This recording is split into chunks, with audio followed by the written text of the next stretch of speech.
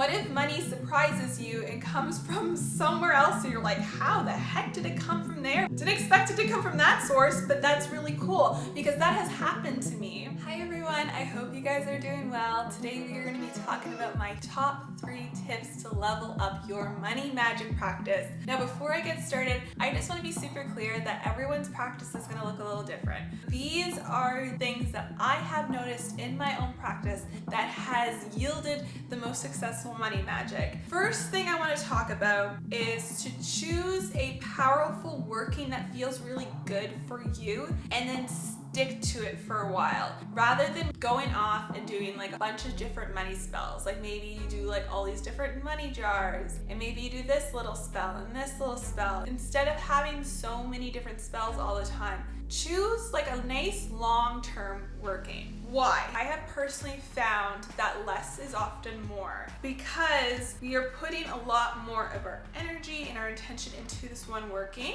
It often makes it grow stronger and more powerful and more effective. And the reason behind this is because money is often not a one and done thing. Unless, and this is an exception, maybe you are doing like an emergency money spell. That would be a case where someone, for example, maybe they need an extra $300 to make rent. So they do a money spell specifically for $300 so they have enough money for rent. That is a different story. But for a lot of people who are looking to do money magic to just overall increase their abundance, increase their flow of money, it makes more sense to do a long-term working, because it is something that you're continuously pouring energy into, and therefore you can have this continuous flow of money coming in. My personal experience for working like this, though you can do larger candles, like there's 7-day candles, candles that last a lot longer. They have even like the really big pillar candles that you can anoint and you can,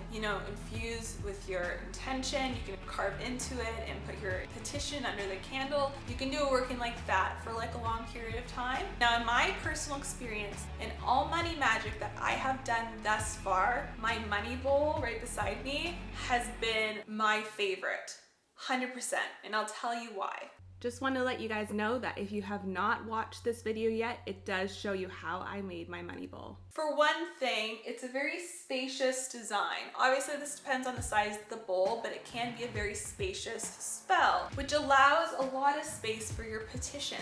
Now I like this because I'm not limited to trying to fit everything on one tiny little piece of paper, like doing like a little jar spell or something. There's nothing wrong with that if you just want to get specific for one thing. But for a long-term working that you really want to like add different elements to, it's nice to have this because I have a lot of space for all my different petitions, covering all of my bases of what I want money to look like in my life. And then on top of that, I have the ability to continue to add more petitions, or if I feel like one is not in alignment anymore, I can remove it and then replace it with a different one. It's also nice and open for other items that I might want to add along the way. So maybe I get a new charm or a coin that I want to include, or more cash, or let's say I want to add in some oil. Like for example, I'll show you guys. I have this oil, it's called Road Opener Oil, and it's really nice on the body. I often will wear it. And basically it helps to open up possibilities. I got it at a local spiritual shop made by the local witch that owns the shop. So I often will wear this, but then I often will add a few drops to my money bowl too.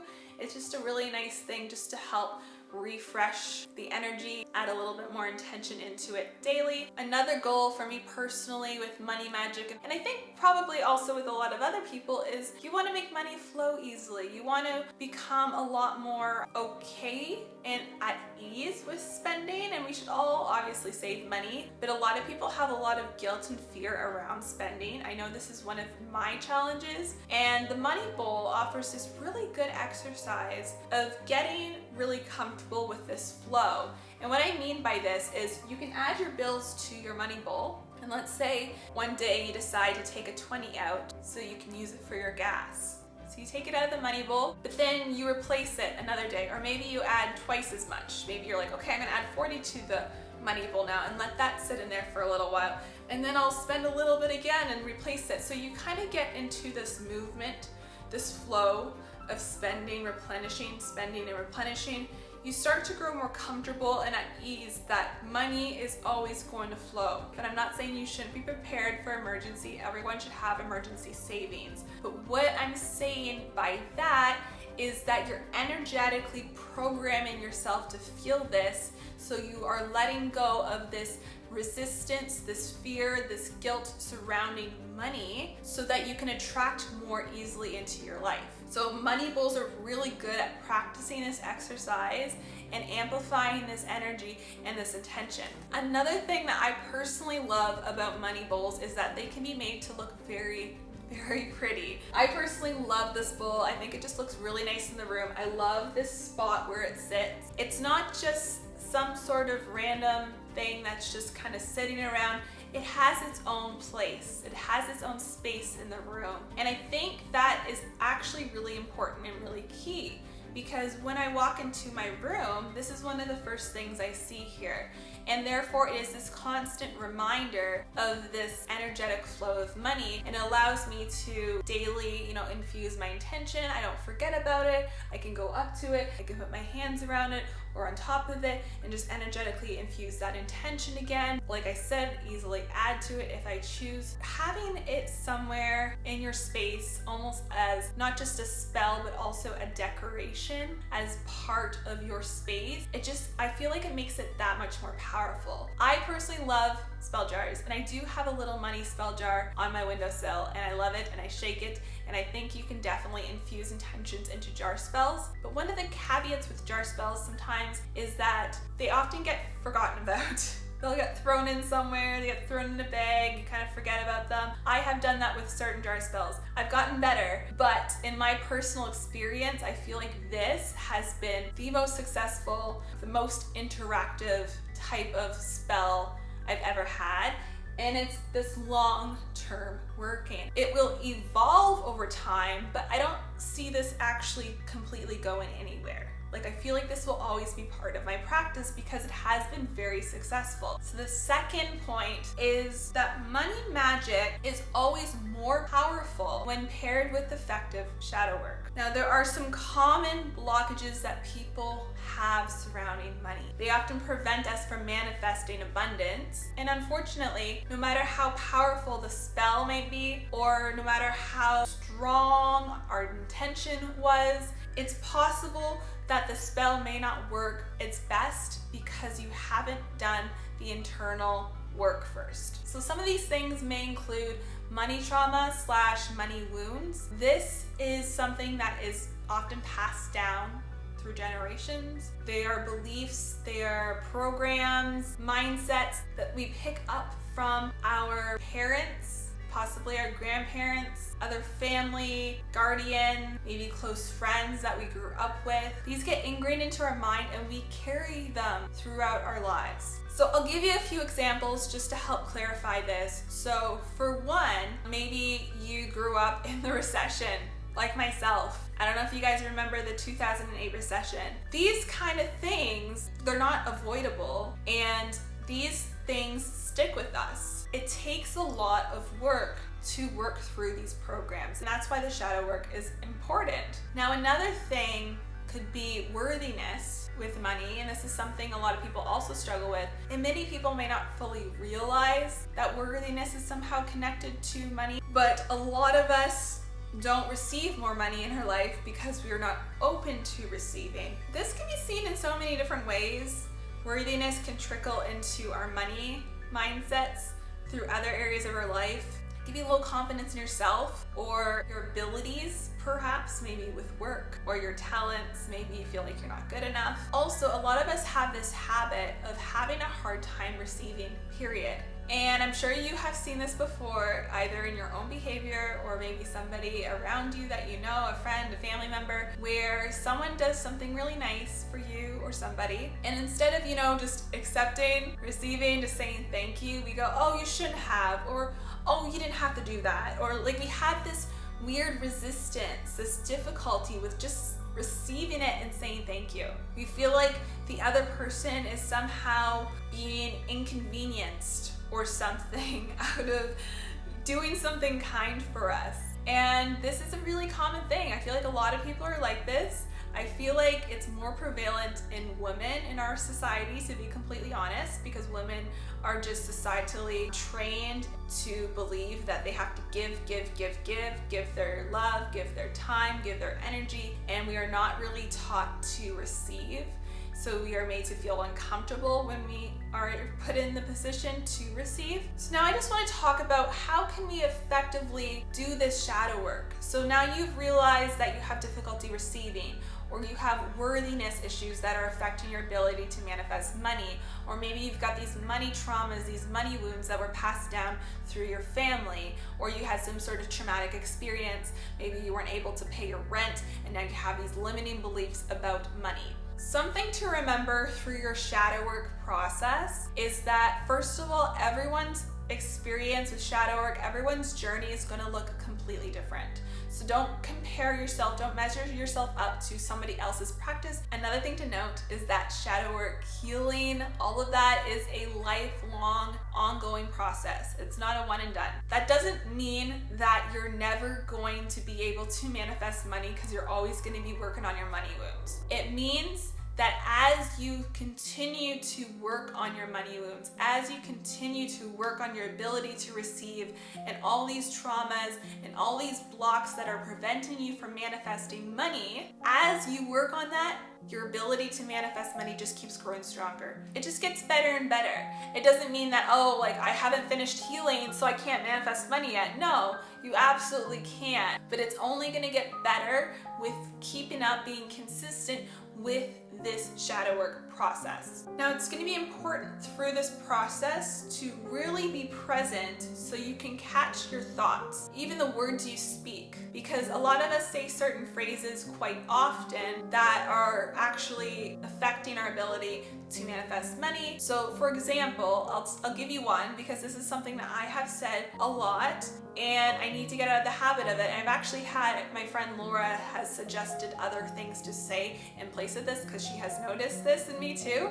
and it has been very helpful. So I have a tendency, as does so many people, of saying, I can't afford that, or I can't afford that right now. I even thought that saying I can't afford that right now was better, but really you're still saying I can't afford that, right? It's a very limiting mindset, belief. The energy is like this. It's like you're making yourself small. It's a very limiting energy. You want to expand, you want to feel free, you want to feel like you can just, manifest and attract whatever you want. So instead of saying, I can't afford this, you're saying, oh, well, I'm actually investing my money in other things right now. Or this isn't my priority right now, this is, but maybe I will treat myself to that later. There's certain ways that you can word it without coming out and saying, I can't afford that. Because the more you say that out loud, the more powerful and ingrained in those grooves, your brain, you're like literally programming yourself unconsciously to believe at all times that you can't afford things. So it's super important that you change your language. It's also really important during this shadow work process to begin to evaluate and assess and try to understand where your limiting beliefs came from in the first place. Where did you start believing this in your life? Having a clear understanding of where that thought originated from can actually be really evolutionary and just create this epiphany moment that helps you understand yourself better and helps you overcome that belief a lot easier. Now the question is, how do you heal? Well, you heal with work, you heal with time, sometimes you heal with the support of other people. But I do have a list though of some ideas that can kind of help assist you through this healing process, different things you can do, different exercises and practices that you can try to work through these money mindsets, traumas, worthiness, ability to receive, all of that. The first one is subliminals. Now subliminals you can find for free on YouTube, and when you look them up, just look up specifically what you're looking for. They have money subliminals and love subliminals, and we're talking about money, but there's subliminals for every sort of thing that you might want to manifest into your life. Basically what mindsets you're trying to change and reprogram, because that's essentially what a subliminal is. Subliminal messages go deep into our unconscious. So we're essentially trying to reprogram our old mindsets into these newer, more open, prosperous, more like high frequency mindsets and beliefs. We're trying to shift into that energy. Mantras is another one. It's the same sort of idea that if you hear something or if you say something repetitively, eventually we are going to be reprogramming our mindset. Maybe you choose something that you're going to say at least 10 times every single day. Journaling. So journaling is going to be a key component in shadow work. I feel like shadow work just can't exist without journaling. It's just good to take notes. It's good to keep track of your journey. It's good to write down the things that come up so you can kind of continue where you left off and keep working from it. It's like therapists, you know, they often will take down notes and keep track of what you guys have been talking about. You are going on this deep journey with yourself. So it's important to keep track of that, write that down. Energy healing could definitely be very helpful. Things like Reiki, body talk, crystal healing, sound healing. There's so many different types of energetic healing modalities, but these can definitely help with any sort of stagnant energy, any sort of painful stuff that might come up. If you have trouble working through that, I want to also suggest, professional help as well, because that can also be helpful. So maybe like a therapist, counselor, coach, or maybe specifically what you need is a financial advisor.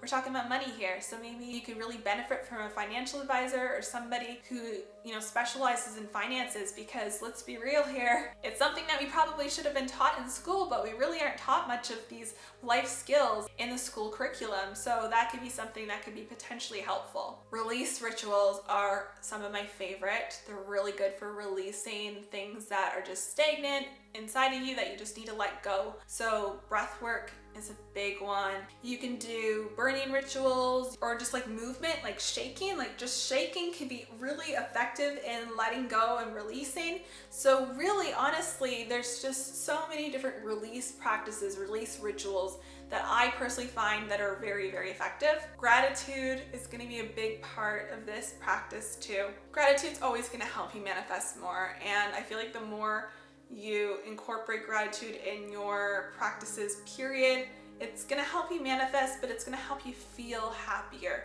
It's going to help you overcome your traumas, overcome your limiting beliefs, because you're going to be focusing on, what do I have right now? What can I be grateful for right now? Especially because when you go into shadow work, you're going to be digging deep. You're going to go into a lot of darker and more difficult things to deal with. So coming back to gratitude to balance it out, I find is very helpful. So having a gratitude practice to write down things you're grateful for, or just sitting mindfully and just being grateful for the moment. Meditation is going to be very helpful for this process. You need to be alone with your thoughts in order to go through this shadow work process. Another one is to have conversations. So have conversations with friends, family. Maybe you have other spiritual friends that are going on a similar journey. It's nice to share stories. It's nice to share epiphanies and your traumas, because you realize that other people have similar traumas. And finally, be kind to yourself. Shadow work is a tough process. A lot comes up, and it's going to be even more difficult if you don't give yourself some grace and just be kind to yourself, Be kind and patient. So moving on to my final tip, be specific, but also be open and flexible. And I'll tell you what I mean by that. In my personal experience, we think we know what's good for us, but we don't always know what's good for us. And the universe often knows more. The reason I say this is because I've had so many experiences personally where I have manifested exactly what I was asking for, exactly what I wanted. I thought it was what I wanted, but then once I kind of got into it, a few weeks, a few months, a few years went by, I'm like, okay, well, I wanted this, but I don't want it now. But if we leave space and flexibility for the universe to surprise us to some extent, then we can just be so pleasantly surprised and honestly, ultimately happier in the end. Let me tell you an example in terms of my money bowl specifically, just to give you a specific example. So when I do my money spells, I like to include things like, how will the money make me feel when I receive it or when I am making it? I'm attracting money that is in an aligned way. I'm doing things that I enjoy and make my soul happy while I'm making my money. I also include things like the money that I am attracting it in the best way possible. For the highest good of all, it'll be high vibrational money, and this wealth will flow easily and consistently, and I'll be able to share my gifts with others and help other people. And also, while I am on this journey of making money, I'll be surrounded by other heart-centered people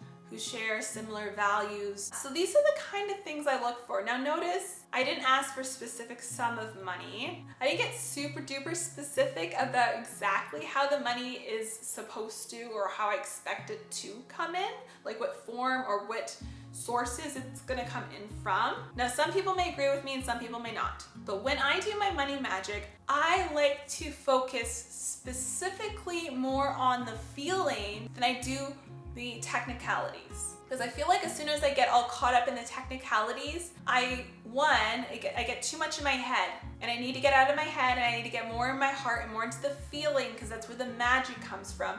But also, when I focus on the technicalities, I start to close off opportunities. We're closing off opportunities because we're looking at it from a very limited mindset. We're looking at it from this box, this very 3D world mindset of, oh, money can only come from A, B, and C. This is how you make money. But what if money came in all these other ways that you least expect? What if money surprises you and comes from somewhere else and you're like, how the heck did it come from there? But cool, I got money.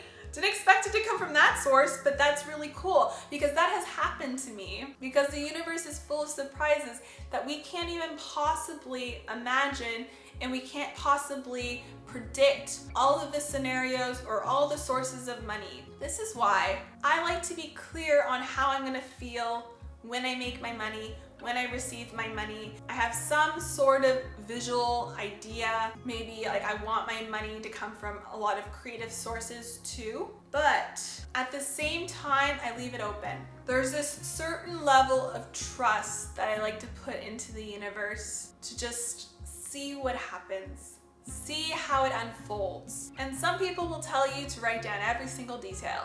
You know, write down exactly how much money you want, and write down the date that you're gonna receive it by, and write down exactly where you're gonna get it from.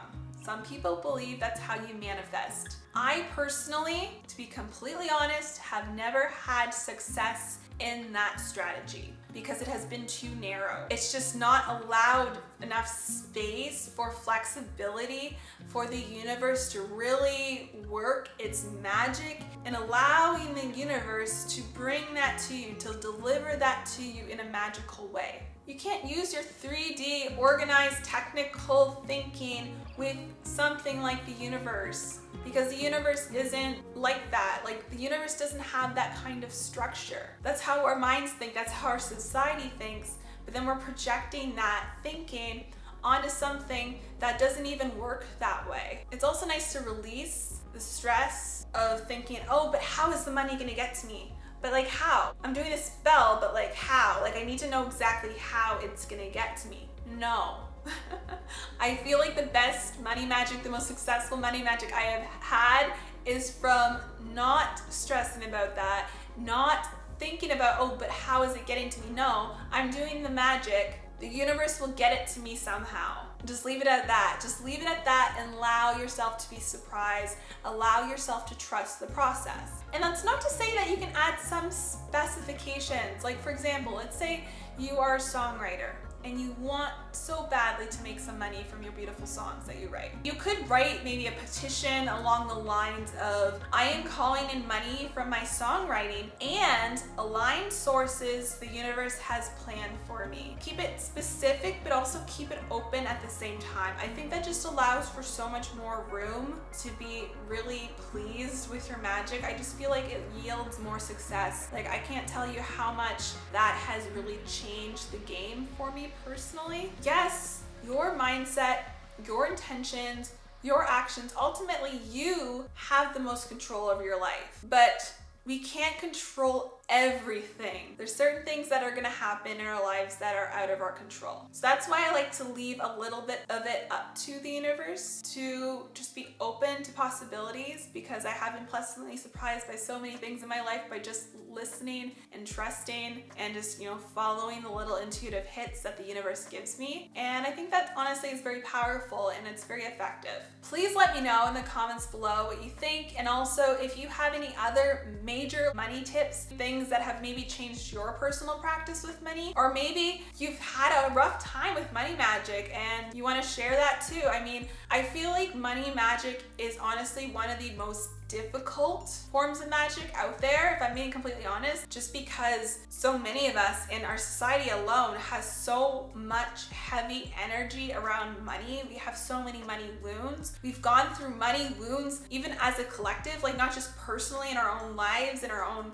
family generations, but also as a collective. You know, the recessions, the pandemic, you know, there's so many periods where like everybody, every business was struggling. That creates this very heavy energy in the collective, and it makes it really hard to manifest money. So I think Money Magick is definitely difficult, but it's not impossible. You just have to work at it. I personally have found that these points have definitely up-leveled my Money Magick, and I'm still growing, but so far, these are the key points that I have noticed. So I just wanted to share those with you today. I hope you guys have an amazing day or night whenever you're watching this, and I'll see you guys in the next video.